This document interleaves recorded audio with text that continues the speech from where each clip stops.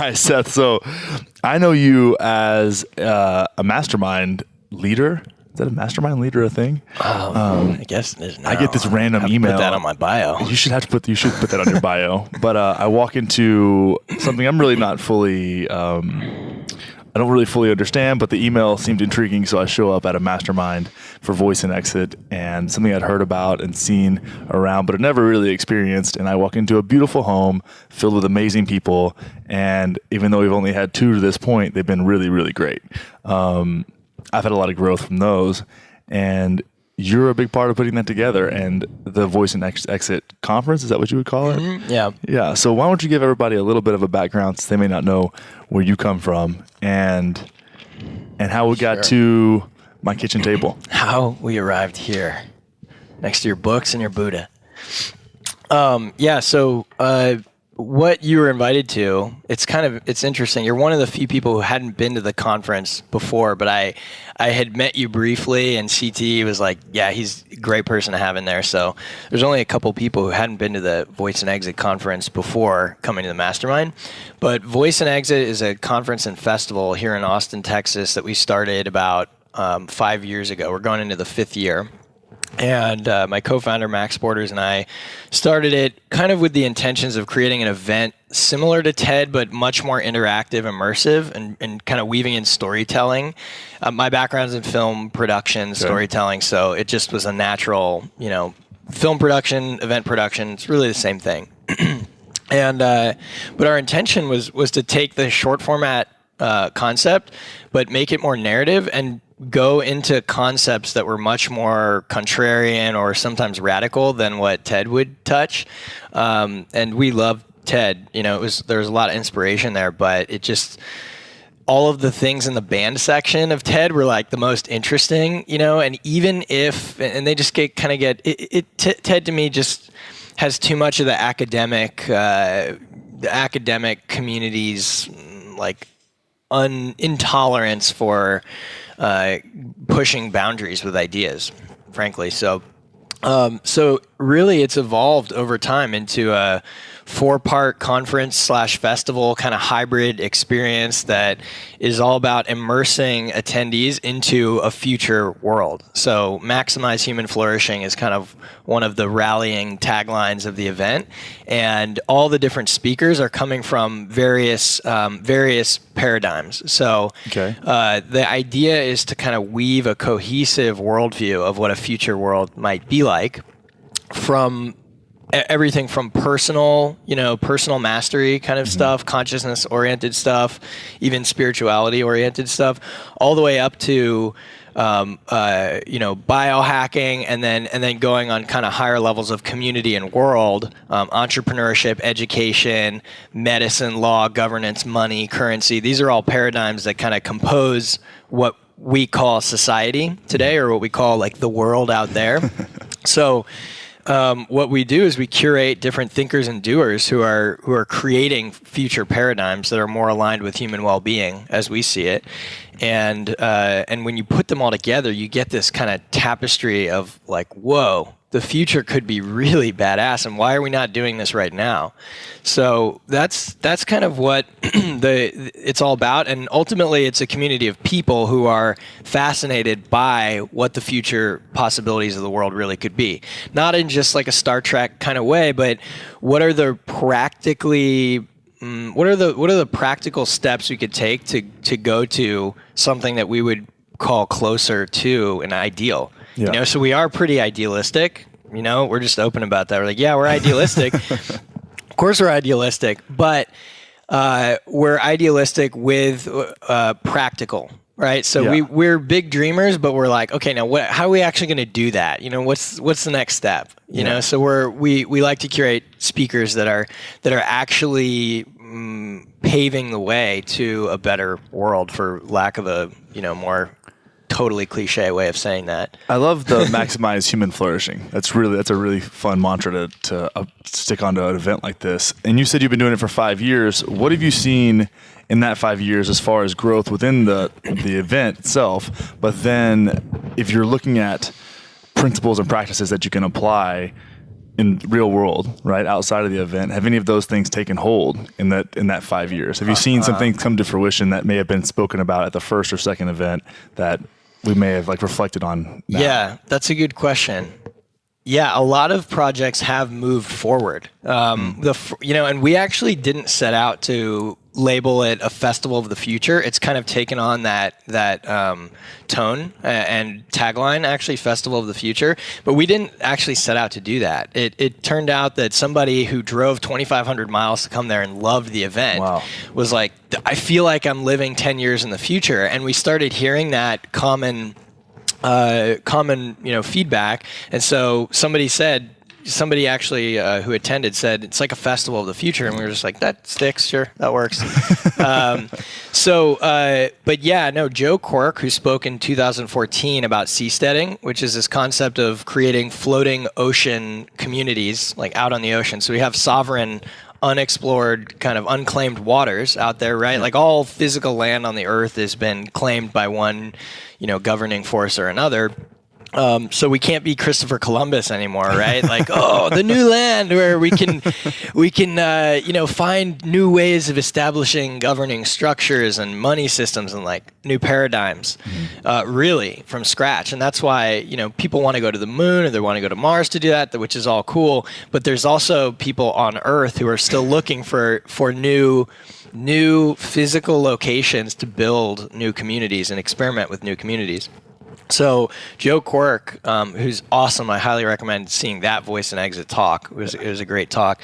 There's a lot kind of moving. There's been a lot of funding that's been moving around from what I've heard, that some of his projects are actually going to be evolving. So that's really exciting. But yeah, with something that's 10 years, if it's true that the ideas and the speakers are 10 years off, right? Which honestly, that would be like the bare minimum. Otherwise it wouldn't be that interesting. Yeah. Right? If it's like 2 years off, it's like, okay, it's just another iteration of something. But if you're really creating something new, like, Peter Thiel would say 0 to 1, something that is a novel, new, innovation, that would take more than a few years. So I think 10 years would be badass if we actually had seasteads and stuff like that going. I think one thing we can see with that, like seasteading and these, I would say they're kind of not outlandish, but like very outlier situations where a small group of people are going to create that, and that's going to happen.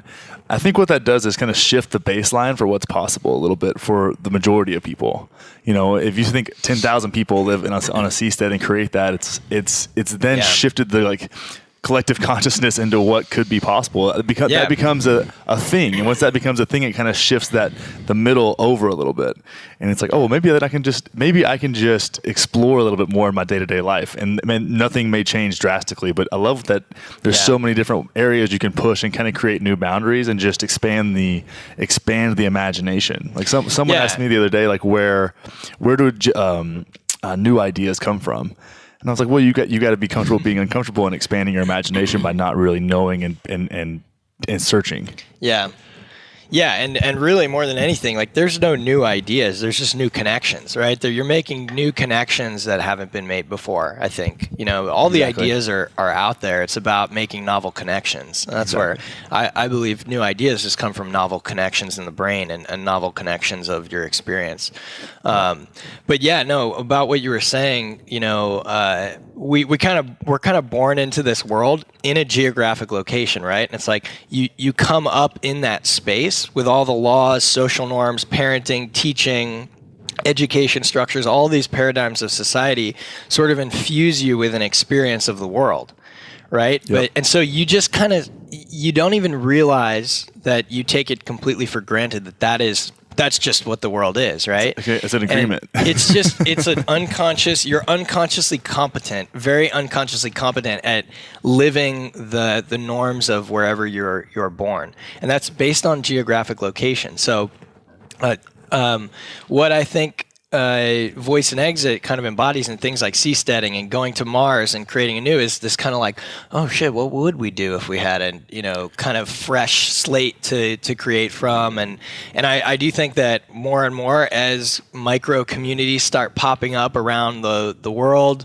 and around other worlds, hopefully, it's going to do what you were saying. It's kind of like break that boundary, that internal boundary we have about like, oh, this is how the world is, and this is how society should be, and this is how money should work, and these are how laws should work. Yeah. And start to see like, wow, that community did it completely different. And it seems obvious to me now that they did it, but I never could have imagined that they would have structured society in that way, or they would have, or that rather society would have structured itself in an emergent way like that. So I think that the way that entrepreneurs innovate products and services, right, like constantly improving, that same mindset has never really been applied to social constructs like governance, money, right? Like it's just kind of like these old systems and old paradigms, old structures that are just kind of locked in place, or at least move very, very slowly. Like you need like revolution and war, historically for those things to change. Exactly. But why not be a little bit looser with those and allow people to go other places and experiment? They're not hurting anybody. Yeah. Right? Yeah, it's almost like that's what Burning Man has become. It's a place where they can experiment with different types of life structures and different types of experiences. And I haven't been to Burning Man, but it's so out there. It's kind of like almost like I wish there was a testing like state where you just like test different like ways of like educating people, and it's like, oh man, I mean, you can't blow it that bad. Yeah. You know what I mean? Well, and at least the people who go there, they're taking responsibility for their own destiny there, right? Yeah. It's like, okay, a little bit risky here. We're trying to innovate a new way of being, but at least, they're taking the risks. And the closest thing probably is like free economic zones where entrepreneurs are a little bit more liberated to, they don't have as much heavy taxing and they're a little bit more liberated with the laws to actually like create, right? Yeah. Because entrepreneurs are typically the ones who are conceiving of the challenges and opportunities of society and of people ultimately, and trying to build new and better solutions for those challenges, right? So they tend to be the ones who are actually changing paradigms. Yeah. It's like disruptive is what the term now. Yeah, exactly. We should disrupt the disruptive disruptors. How many times can we say disrupt? It's just the new buzzword. Max and I, my co-founder of Voice and Exit, every time we say disruptive, he's like, no, not that word again, because it's just gotten pretty cliched. But ultimately, some words just really communicate the right thing. It's true. Yeah, I mean, disruptive is a good thing in general. The funny thing about, and when we talk about government governing structures and money, like at one point, those ideas were super novel. Right. Like they were the most innovative ideas of the time. That time is not right now. Yeah. At one time it was, and it was, people had to literally risk their life to travel across an ocean to live a certain lifestyle. Yeah. And for us to say, hey, well, maybe it's time to evolve that to the next level is blasphemy. Yeah, exactly. Yeah, I know. We're incapable of seeing the patterns throughout history and understanding that we're just a point in that history that continues to grow and evolve. And right. Or we just want to like demonize the hell. Like, how stupid could they have been to create this school structure? Yeah. And it's like I've definitely parroted that perspective before, because of the current paradigm of schooling in America in particular is abysmal. But it's true that at a certain point in time, that was like a radical departure, right, from what was happening. And it's important, I think, to just recognize that there's no right or wrong paradigms. There's more and more relevant paradigms. So a lot of paradigms that are in use today are just simply outdated. Yeah. And so we don't need to get too carried away about like F this and F that. And another kind of mantra we have at Voice and Exit is criticized by creating. So it's full of mantras. We're full of mantras, man. We're you guys just start a mantra business. Mantra dorks. Mantradorks.com. You guys can make some dank memes Somebody over should there. check if that's available. So yeah, I mean, but really, it's a community of doers who are, rather than kind of bitching about what's going on in the world, it's about criticize through creating a solution that makes a problem obsolete. It just goes away, right? That's from Buckminster Fuller. You don't fight an existing paradigm or reality. I'm paraphrasing slightly here, but you create a new paradigm that makes the old paradigm obsolete. And that's really what we kind of try and hold to as a curating structure for the event and the community and the masterminds that you've been to, is that we're there for positive solutions, Yeah, I think that's super crucial when we look at any of this stuff. I've recently been in several online disputes over the documentary "What the Health." Have you seen this? I don't know. I haven't. What the Health? What the Health? And it's nice title. Yeah, it's a nice title. It's super catchy, and it's gotten some traction. But they were so critical of the. Is this frustrating? It's kind of a vegan propaganda movie essentially, and it's like eating chicken is just as relevant or just as bad for your health as smoking 5 cigarettes a day, which is, I would think, moderately irresponsible to say like a blanket statement like that to people who are uneducated, mostly uneducated and confused about nutrition and health. I'm not going to go deep into that because I don't want to start a debate, but I think that when we talk about when we just criticize and point things out, like it's nice to point out to have education, but creating a lifestyle and that you want to share with people and using what you have to share that is the best thing you can do. Right. When you point at something and shame something or try and like, you just become a part of that.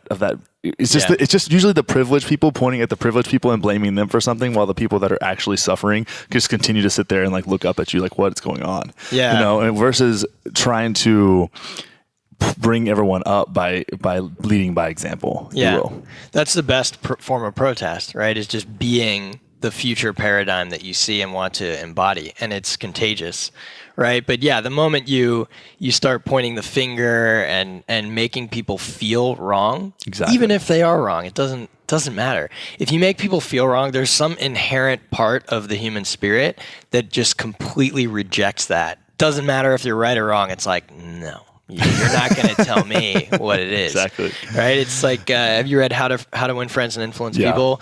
These are just fundamental human interrelating principles, right? Exactly. Like, just be nice to each other. Exactly. It's not that hard. Yeah, just be kind, respect that other people have ideas, be willing and humble to apologize, even if you didn't really do something wrong. Just like, whatever. We're all human. I understand. Okay, and you have that. When you have that receptive kindness, it's just kindness. Yeah. Right? People are much more willing to like, oh wow, I hadn't considered veganism before, or whatever your lifestyle choices are. Yeah. But yeah, the pointing the finger and being a dick is just never.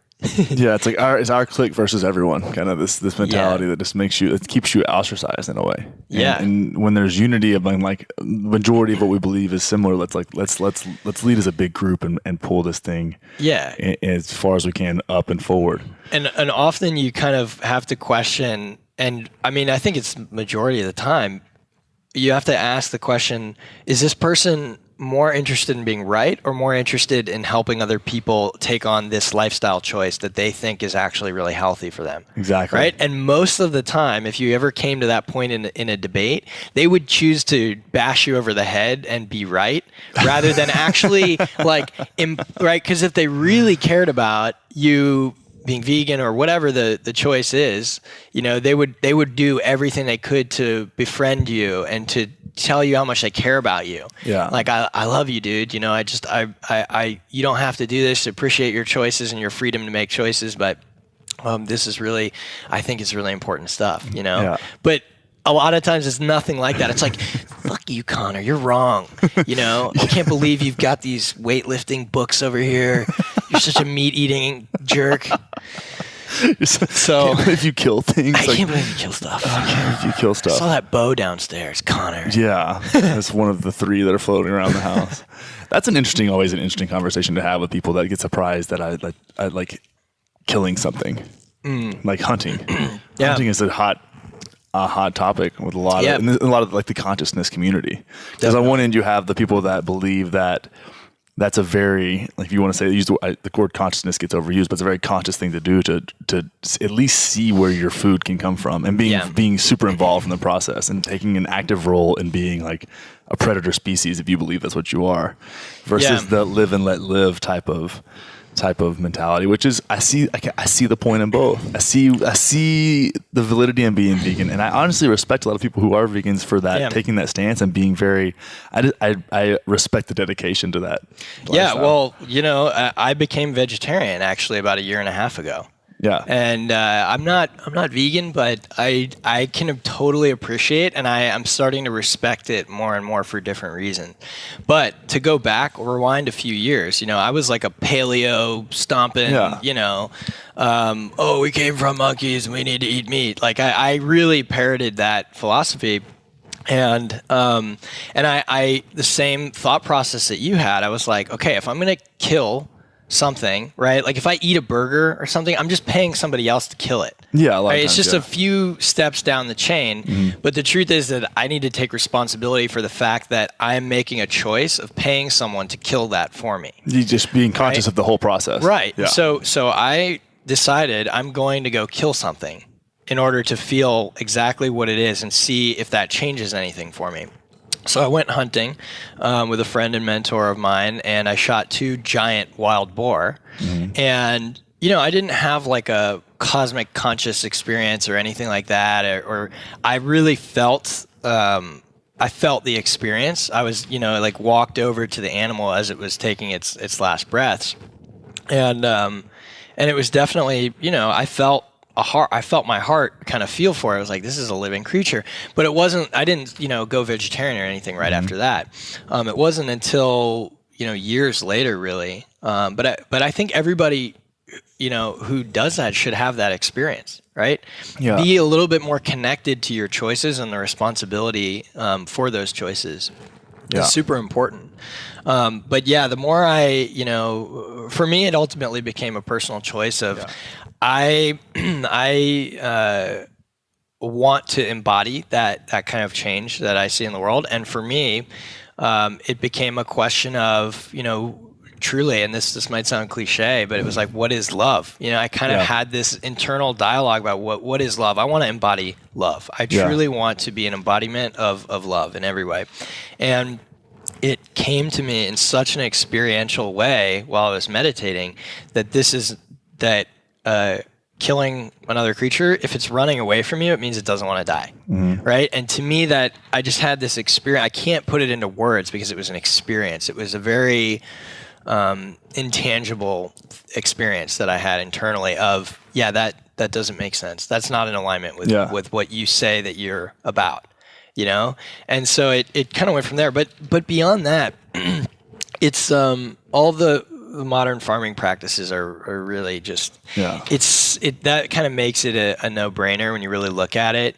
And the more I go, I have a friend who's vegan, and I was talking to him, and I was like, well, what about just like cheese and eggs? And he's explaining all these terrible processes that all the animals go through in order to get the cheese. And I was like, oh shit, all right, maybe I need to become vegan. Yeah, and cheese is an interesting thing. Eggs are an interesting thing because there's a wide range, right? Like there's hens that are just like cooped up and don't ever see the light of day. Right. And there's chickens that probably are having a pretty chill life, just like cruising around, don't have any predators. They're just hanging out and they're moved. If you see how, and I've looked this up. I really was involved in this. Was like, what does it mean to be a pasture raised chicken? And I saw that. I'm like, okay, I can get on board with that. Those chickens seem pretty happy, pretty chill. And so I think some animals can live in I guess almost like domesticated life and be like, I would love to have chickens in my backyard. Like, and I think those chickens would be pretty stoked to be. You just get some chickens in here. Just in the house, yeah. Actually, the funny thing you say though about is this love. I had a really similar thought to that when I was actually hunting. I was standing in a tree, and I used to listen to Alan Watts in the tree. I was hunting. That's an interesting. It was interesting, for sure. And I was thinking about loving animals, and when pigs are almost easier to hunt because they're kind of like aggressive looking, and they will straight up attack you. Yeah, like, I mean, one of them was galloping towards me. Yeah. They're not, but they're not pretty and they're not cute. They kind of are in their own way, but they look kind of like a dinosaur. Yeah.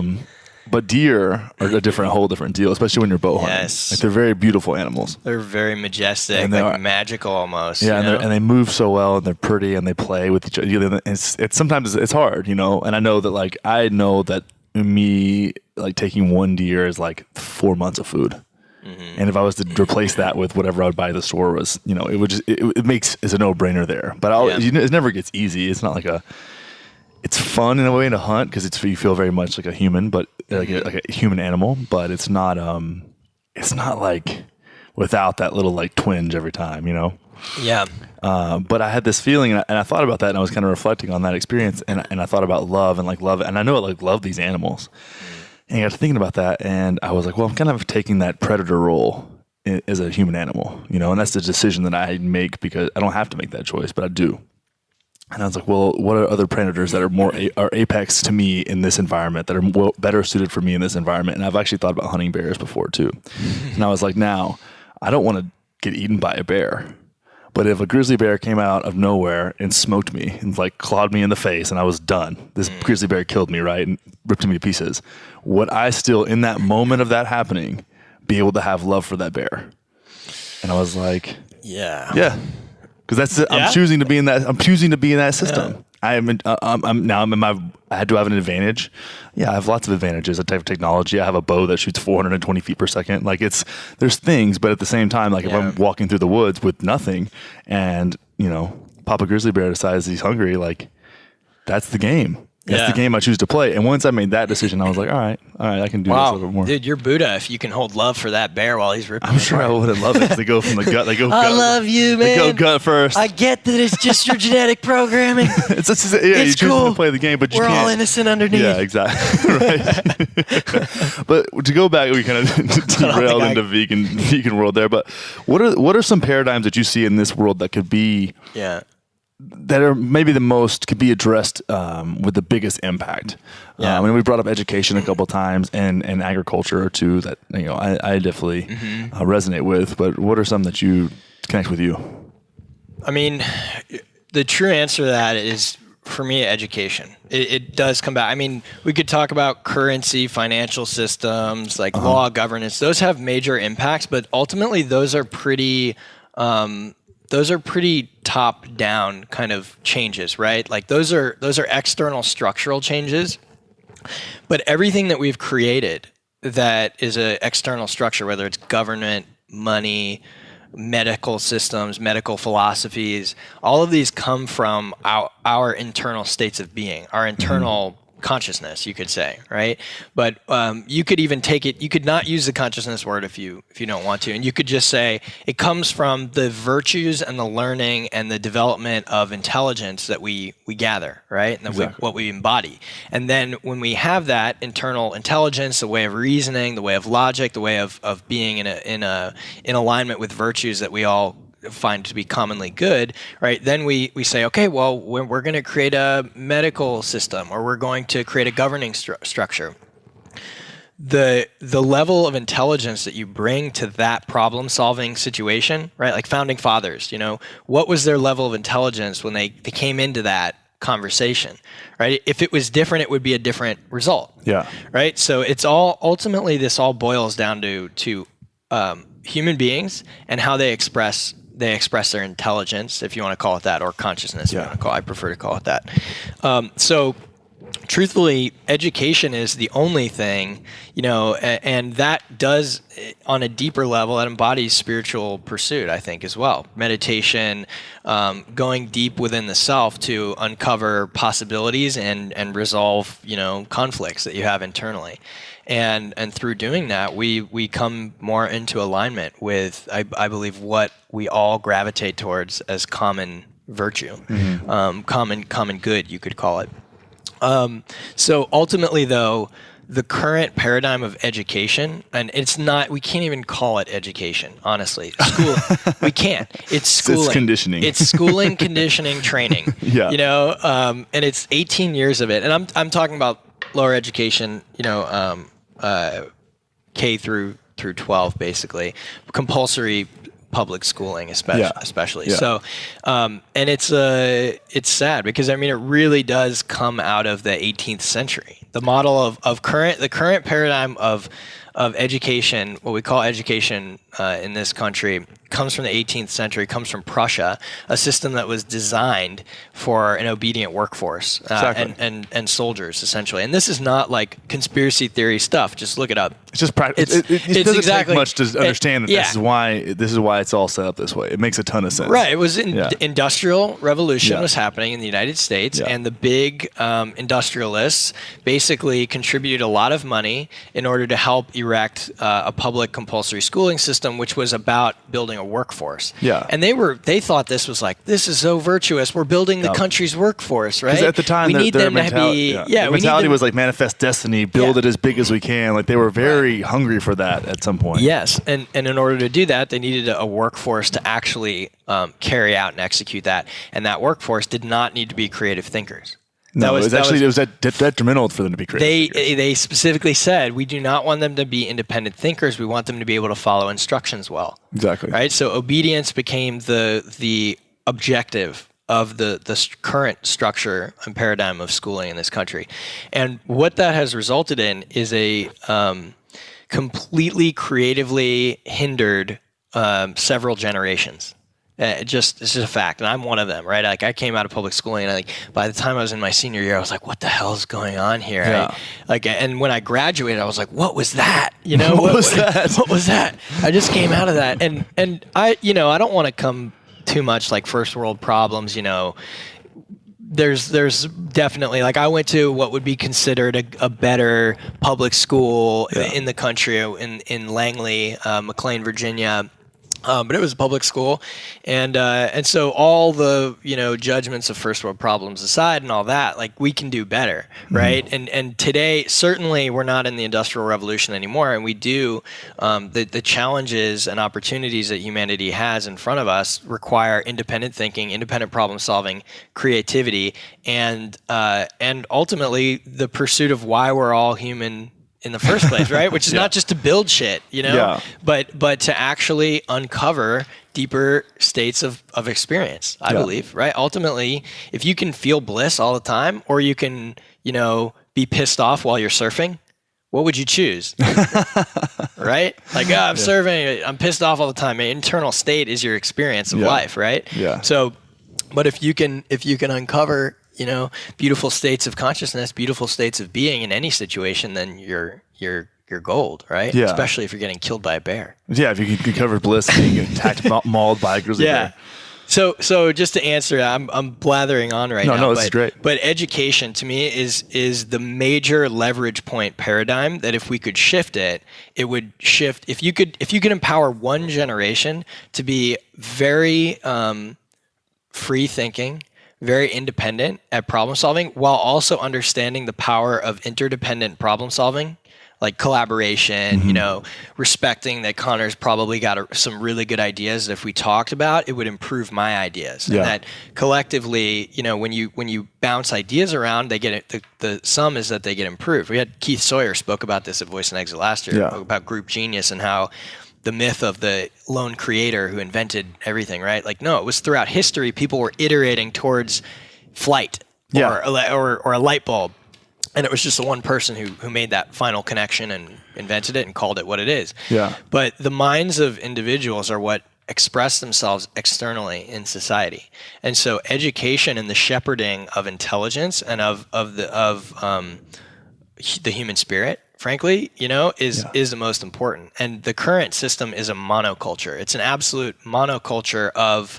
What do you mean when you say monoculture? What I mean is, the human being is utterly unique, right? Every single human being is completely unique, has different tendencies, different strengths, and different weaknesses. Right? So you could use an analogy of plants, right? Like imagine that we're all different kinds of plants. Okay. I'm a bromeliad that's in like the jungle, right? You're a cactus. You're definitely a cactus. I'm a San Pedro cactus. You're a San Pedro cactus. Someone's an ayahuasca vine. Forget what it's called. Kuna. Yeah, there you go. Yeah. So just imagine we're all unique, right? And each person has individual needs for kind of growth, personal growth. But what public schooling is essentially is a one-size-fits-all structure, right?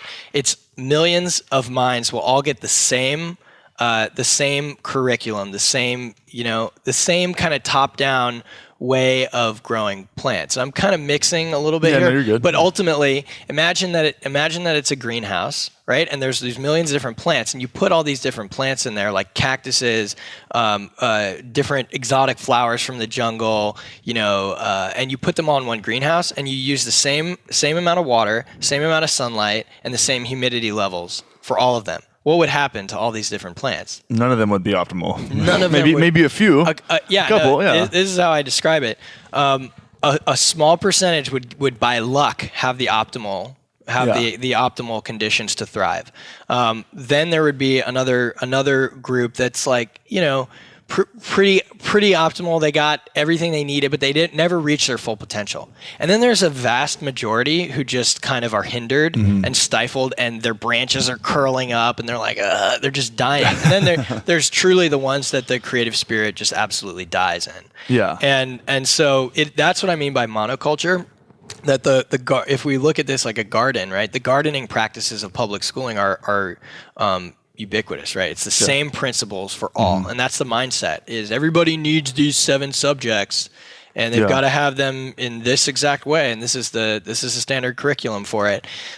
You're betraying the individuality of the human spirit by doing that. And so ultimately, and this is again ideal, you might say, well, that's really idealistic, Seth. What do you Fuck you, Seth, and your ideas. We can't just water all the human beings in different ways. We don't have enough money for that. Okay, well, there might be ways to figure that out that aren't as complicated if you get outside of the current way of thinking about how it could work. Yeah.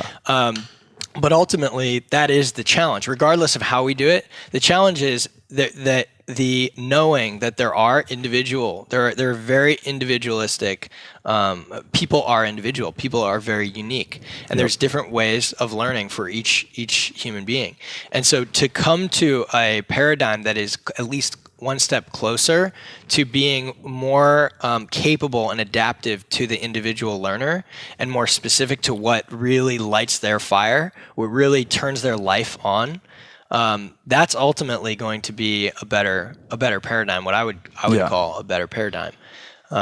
So and then from there, you're going to have amazing genius coming out of people, right? And then governance, currency, medicine, all these other paradigms that compose our world will be reflected in the intelligence of those who create them. Makes sense. So that's how I see it. Is really there's a leverage point there in education. And I don't even know if it's the subjects that are the problem. I think it's the way the subjects are, the rigidity within the subject, or even like think about communications class. That comes up a lot whenever we have this conversation. It's like the things I learned in communication class don't really help me communicate with anybody any better. It's like, how about you teach me how to a communication class could totally be turned into like half the semester could be just listening. Active listening. Like how to listen, how to respond. How to shut up and listen. Yeah, like Simon Sinek is somebody that I love. I love what he has to say, and he's talking about the practice of being the last one to speak as a leader. And he wrote the book Leaders Eat Last, which is one of my favorite books of all time. And it's difficult, but it's a great practice inside a boardroom or inside your day-to-day life or just inside of a group. You can retain ideas, and you can actually open up your ideas to other ideas and let them create new experiences and expressions, which is beautiful. But that's not something that gets glorified in our current education system. And even I would even say the bullshit that comes through in history class. Like, why not? Why not give us why not tell us how we fucked up as a country? Like, give us the real rundown. Like, this, what we did to the Native Americans was super shitty, and let's not do that again. Like, keep in mind that people that aren't that much different than me and you did that. Like, we would have done it that long ago. It wasn't that long ago. Like, even Genghis Khan was 600 years ago. That's not that long ago, and they were murdering millions of people with swords. It's having a rational understanding of our human behavior up to this point and our experience as a nation through the lens of reality, not through this rose-colored bullshit, would be really helpful going forward. And say, like, man, maybe we have the capacity to do some dumb shit. And then when you go talk about agriculture, it's like you may at least have a critical a critical view on it versus like, oh, it's fine because somebody told me it's fine. Like you get brought up to think like it's fine if somebody says it's fine. I trust the governing body, which is why. Well, it's designed that way. Exactly. Truly, and this is the lethal combination of paradigms that are in existence right now. Give me the lethal combo. The lethal combination. but really, it is. It's the compulsory schooling system that we have right now trains the mind to believe that there's an answer in the back of the textbook for everything, and that there's a person in the front of the room who's an authority who knows the answer. Yep. Right? That's the mental schema, that's the mental model that is embedded in you unconsciously when you're in that learning environment for 18 years during all of your growth. And so what that leads you to is trust in authority, that there is a person who knows the answer and we can just rely on them. Thank God for the authority at the front of the room, and thank God for the book or the Wikipedia or wherever where I can find the answers to everything, rather than being okay and comfortable with absolute unknowing, right? Yeah. Like complete humility in the face of our complete ignorance, right? Which we do when we don't really know everything. We like to pretend like we do, and we have this mental structure that helps us feel safe. That we know that there's people studying that, and there's scientists, and there's the government, and there's the teachers, and they know the answers to this stuff. There's professors. New study says we've got professors. Of course, we'll be fine. So. But okay, now that's one part of this combination. The other is the current state of the media, right? The paradigm, you want to call it, of the media, right? Which is just taking full advantage of the fact, in particular in the United States, that people will trust what they hear from what appears to be a professional authority. Yeah. Right. So a news channel can just ferret out all kinds of bullshit. Yeah. And it's coming from this really, professional, and like they got all these screens behind them. Yeah. They're pointing at shit on monitors and colors. that triggers all of our psychological patterns of trust in authority.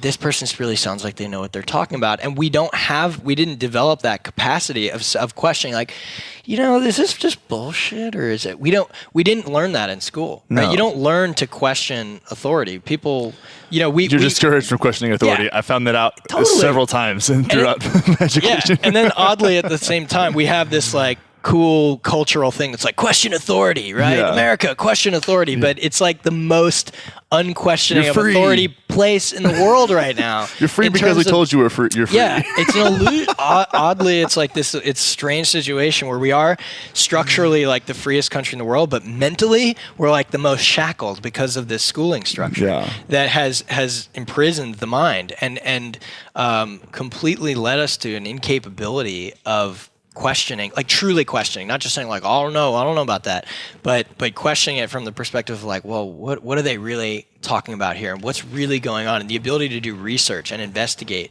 and come to your own conclusions rather than those that you're hearing. So the lethal combination is that that proneness to trusting just any authority that seems like a professional, mixed with a media that has very strong agendas right now and is taking advantage of that. And so right now there's just like this awful kind of guidance. Like the media is guiding a lot of what's going on. Right? Yeah, the media is really super, super involved in all kinds of media. But I feel like traditional, what I call quote unquote traditional media, CNN, Fox News.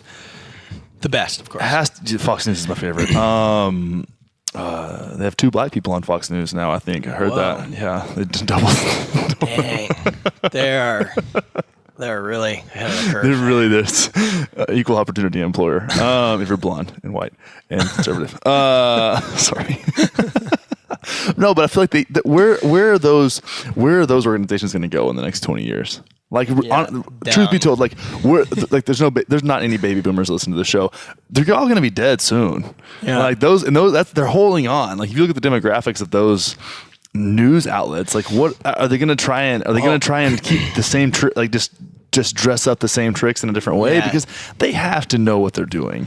Like it's so if you just take a step back and look at it, and talk about, we were talking about being disruptive earlier, like I think there's a big value in adding some disruption to your own life under some kind of control, whether that be like a silent meditation retreat or, drinking ayahuasca in Peru or something like that, where it may give you some minutes of reflection. But I don't understand where, once more and more of that happens, where you have this kind of forced reflection on your own life and your own experience, and then on the experience of human beings as a whole that you interact with. I don't know where those media outlets can go, because once that kind of dissolves, or maybe, it's almost a responsibility of people who are putting out media now to be it is criticized right? by creating. Yeah, there's like this mass decentralization going on across the world right now. Decentralization of money with things like cryptocurrency.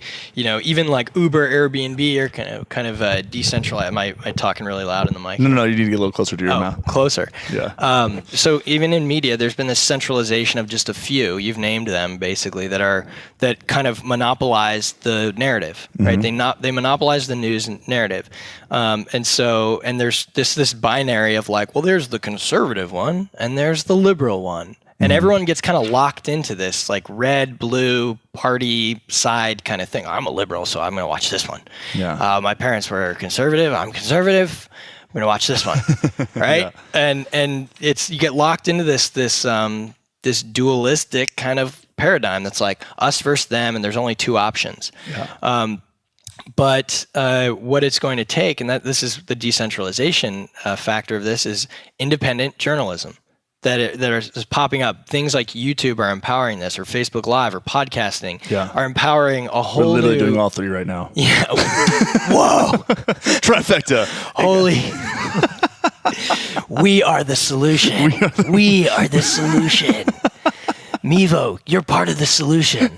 Did I pronounce that right? Mevo? Mevo, yeah, Mevo. But the truth is, to your point, that a lot of the viewership is like going way down on these major mainstream news networks.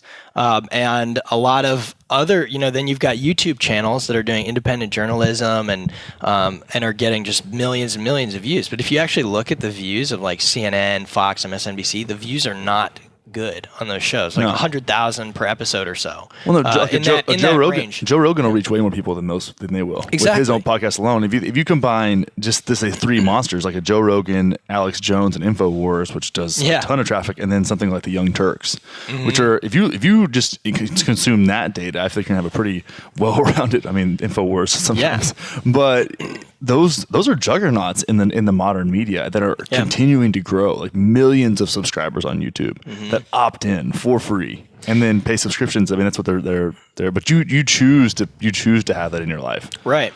Yeah, that paradigm is definitely changing. Yeah, and ultimately, that zombified kind of old paradigm of the big monopolies is being just really propped up right now with a lot of money. Yeah. Right, a lot of resources, a lot of advertising resources, because again, right, marketing companies can take advantage of the fact that human beings in the United States will generally listen if you make a really compelling, professional-sounding case to listen, and that's how advertising works, right? Yeah. So, it's absolutely true that there's a facade that the mainstream media is what everyone's watching. But it's not really true. When you look at the statistics, a lot of people are getting their news from different sources. And then there are kind of bigger fish coming along, like Vice too. Oh, Vice is beautiful. Yes. Like Vice, talking about the rose-colored glasses, right? Like they take those off and smash them and piss on them, right? Yeah. They want to really figure out like what's going on here. Let's not censor what's going on. Well, that's what happened with the Vietnam War. Let's go there. Really, is like that the journalism they were able to show the actual war, and people were like, "Fuck a bunch of this! Like this is terrible. Why would you know?" Like it wasn't. They took it and made it real. Right. And then you had this rebellion essentially against what was going on. Yeah, that is. And I think Vice is doing the same thing and exposing lots. And then they do a lot of fun stuff too. They make it a nice, well-rounded media channel for sure. Yeah, it's true. They are really kind of going there and unafraid to kind of show what's really happening. But that is, again, we're going through this amazing time where we've got internet, YouTube, cameras that are getting cheaper and cheaper. Your iPhone can shoot 4K video. Yeah. And so suddenly it's really difficult for people to not see what's going on. Yeah. Right? And you got cameras everywhere on not state cameras, right? Not like security cameras. You got cameras on everybody everywhere. Yeah. You have this transparency layer that kind of goes across all of society. Like, it's really hard to hide shit now. Yeah. And so that Vietnam was, one of those first examples where like there was film, you could see motion picture, and they documented what was really happening during that. And there was some screwery going on, right?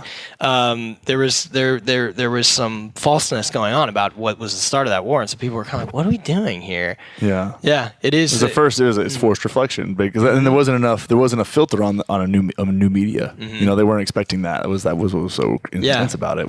They had no idea how to stop it at the beginning. It was and once it's out there, it's too late. What do we do? We can't control this narrative anymore. Yeah, no, yeah. Shit. Yeah. It's a wild thing, but again, it all comes back to education. It really does. I think that ultimately that's where the most, if you put a lot of energy into that one paradigm or one structure of society, it would have the most benefits across the board. If you have intelligent people who are problem solvers, they're going to figure things out, right? Yeah. And then I think we don't have the need at that point, or as much of an abrupt need for you to have a disruptive experience in your own life, whether that be on accident or on purpose, to bring your best self forward. But what does that education system look like? If we could, in keeping in mind the one we have now and how deeply rooted that is into mostly. I mean, it's not the Austin, Texases and the LAs of the world that need this, right? Yeah. And Chicago and New York. Like, this isn't. I'm talking about rural, like where I grew up, like rural Texas, where it's like that's Trump country for sure, and that may be what it is, but I think that there's a lot. That's the majority of the country. Is like these places that aren't full, they're not outlier. Like the tracks, like we had been these like kind of mind melds of forward thinkers. What does that look like in its most kind of, I would say, optimistic state? I think that the highest level thing to look at, right, with this idea in mind that we are unique human beings, everyone is unique. Any system that will come closer to giving personalized, customized attention to a learner will be superior, in my opinion. So this goes again with this great theme of decentralization, right? We've had a centralized way of thinking about education, right? Which is there's these 8 subjects or whatever it is, and everybody needs them. Okay. And it's top down managed, right? Yep. It's top down managed, and it's across the board. The more customized and decentralized education becomes, the more unique and it will be able to adapt to the individual. Yeah. So I think at a very practical level, right? Like anything that empowers state level to be able to define their own education, those kinds of things are better, because at least it's not completely one size fits all. Manageable. It's one size fits all within a state, right? But then at least you're getting a little bit closer to the culture, the belief systems, the value structures of that microculture within the United States, right? Exactly. So you go from a level 1 top down to a level 50 down top down, right? 50 states down. And we've seen what states can do on their own with I mean, not that these things are correlated, but like legalization of marijuana, right? Like if you could rally behind an idea, if it has enough, if it has the chops, it'll get through if it's allowed to. Right. So you can think the same situation would be in place with education, because that's something people are very, very passionate about. Yeah, exactly. And I mean, this is what voice and exit really means, like exit outdated paradigms and create new ones. Yeah. So the more we have a world that reflects the beautiful diversity of humanity, I think the more we're living in a thriving, flourishing world. So ultimately, very practical small things is like, give more power and control to at least parents, right? What's the next lens down? Federal government, state government, then at least go to community government, right? Local city governance to make those decisions. Next layer down might be family, right? Parents have a little bit more. And then ultimately, I think what is optimal is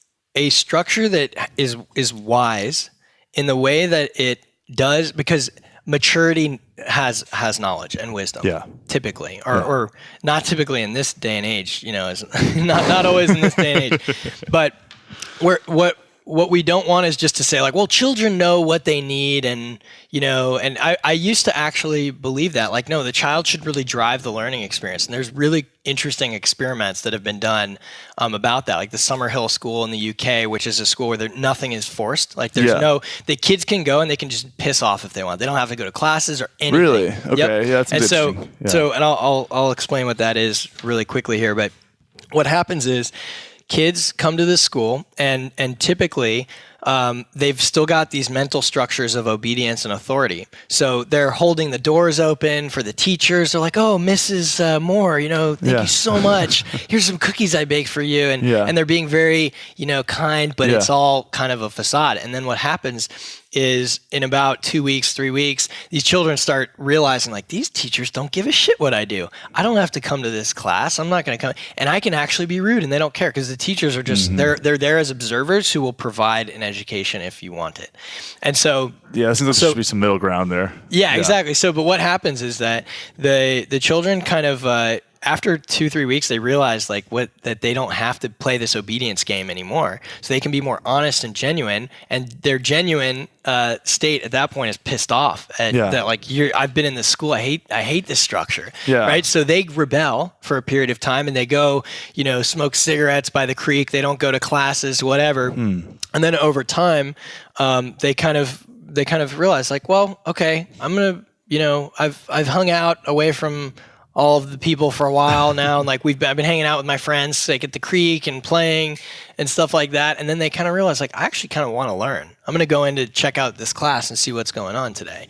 And so they kind of come back with their own sense of agency over the learning experience, their own choice. Now they're at least in control. There's a little bit of a trick here, I think, that is that in a way, they're almost like there's nothing else for them to do except come back. I've been thinking about that recently. My girlfriend kind of pointed that out to me. I was like, that is really smart. That's true. Like if there's nothing else going on, it sort of forces them to come back into it, which is another layer of thinking. But the experiment and how children react to it is very telling, right? Is that they reject, they put on this facade of like, oh yeah, but they know inside that they hate it. They don't like being told what they need to learn.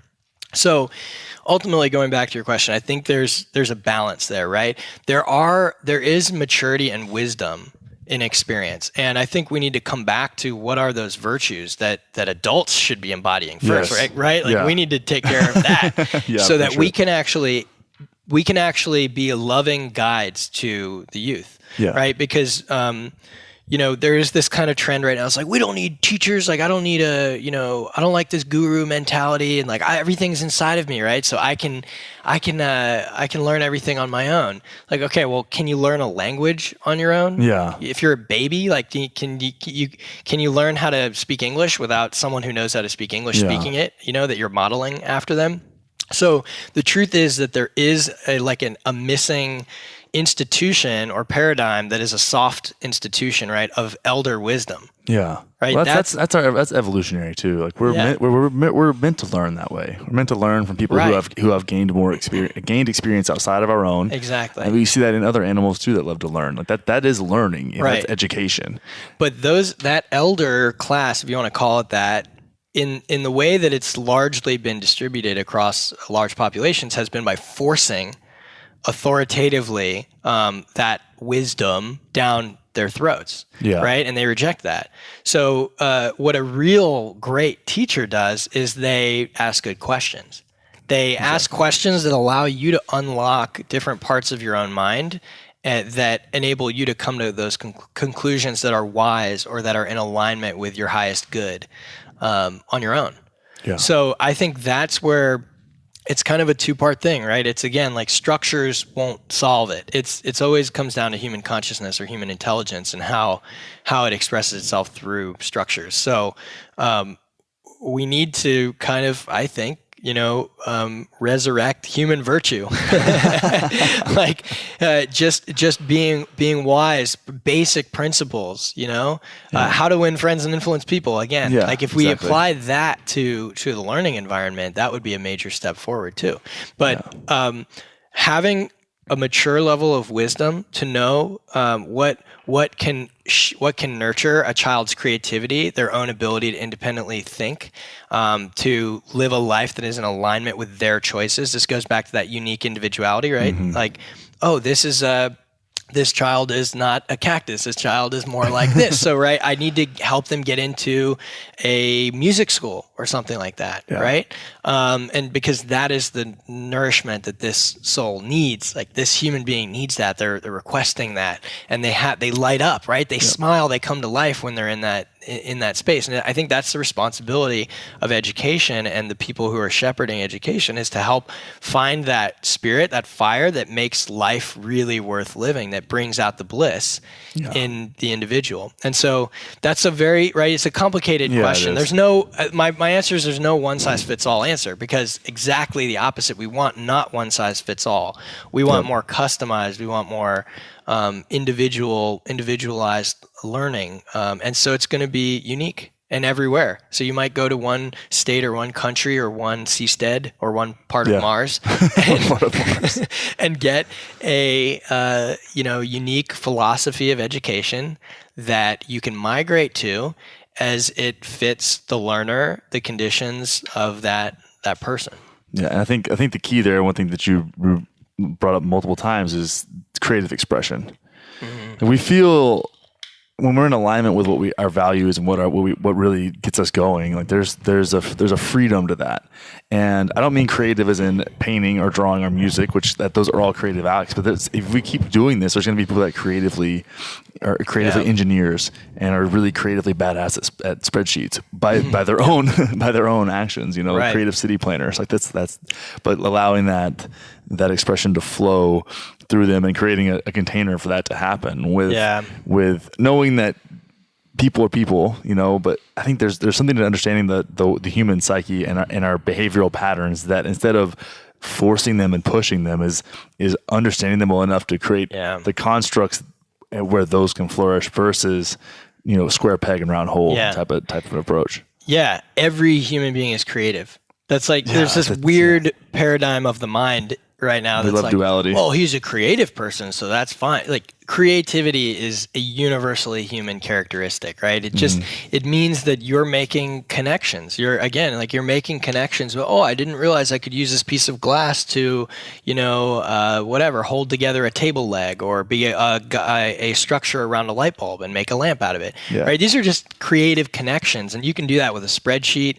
You can do that while you're playing polo, you can be a creative actor in your own life in every way.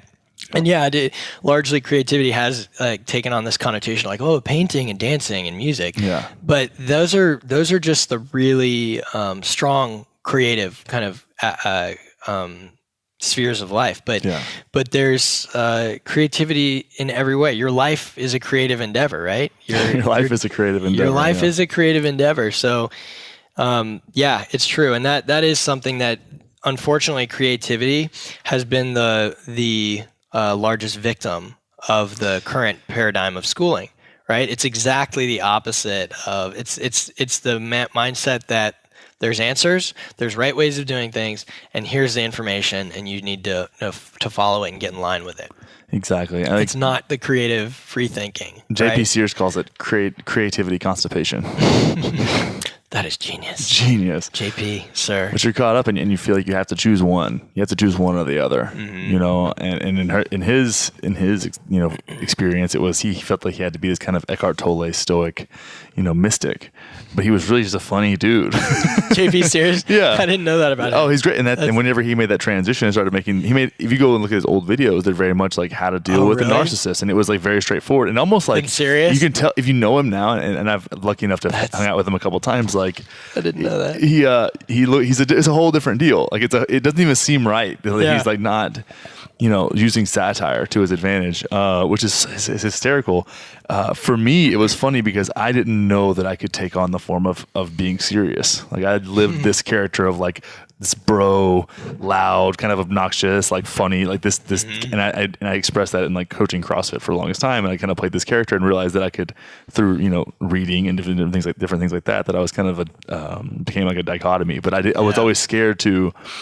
I had this like underlying fear of like really speaking out those things because I knew I thought I had to choose one, which in his and mine as well is like, then you just find out that you don't fit into a camp. No one fits into a camp. Everyone's creative. Everyone can be, is just an accumulation of experience. Yeah. And that current expression is you. Yes, absolutely. You allow it to be. Yeah. Very good point about how, we're really not we're not advantaged right now in discovering that, right? Like you want to call it, you can call it whatever you want, finding your voice or finding your calling or finding your purpose, whatever you want to call it. JP Sears could have gone on for 25 years just banging away at trying to be this like serious spiritual guru kind of guy and been successful too. And been successful at it, which then would have further reinforced the false identity. Yep. Right. And so, but we're really we're not, what would be ideal is if we could shepherd that experience for individuals as they come into the world, as they come into maturity, help them develop a confidence with their own inner voice, whatever you want to call it, their own, desire to be an intellectual, desire to be funny, that whatever feels more really natural to you when you feel free to be who you are. Yeah.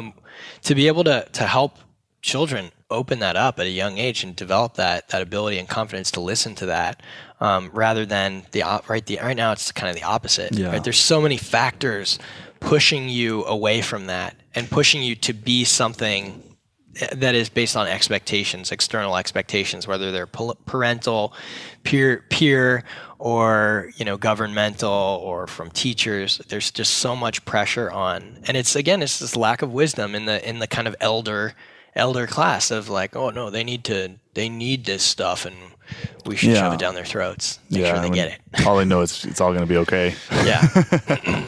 And it starts with awareness, and that starts with awareness within us. The people that are listening to this show and that are out doing the thing, that are watching the JP Series videos, is like, create awareness around you, what you actually give a fuck about, live in alignment with yourself, and that will attract the people. And when the younger generation comes, like, we're all going to have, maybe not all of us, but kiddos, and our kids will have friends, and then they'll piss off their teachers, and it'll be perfect. Fantastic.